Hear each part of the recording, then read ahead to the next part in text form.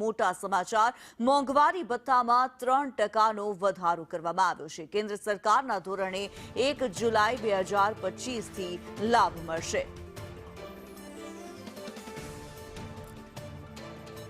હિરેન રાવલ અમારી સાથે જોડાયેલા છે। હિરેન, મોંઘવારી ભથ્થામાં વધારો કરવામાં આવ્યો છે, શું માહિતી?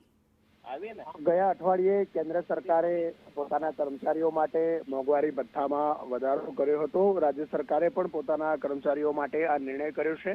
1 જુલાઈ 2025ની અસરથી આ 3% મોંઘવારી ભથ્થું છે એ આપવામાં આવશે।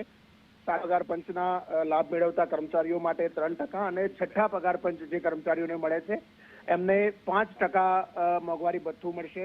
રાજ્યના કુલ 4.69 લાખ કર્મચારીઓ અને 4.82 લાખ પેન્શનર્સ છે એને સીધો આનો લાભ મળશે।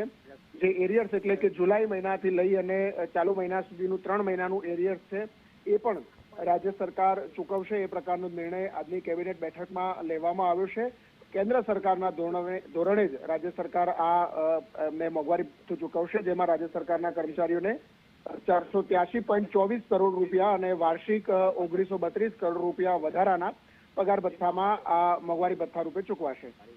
જી, ધન્યવાદ હિરેન આ માહિતી માટે।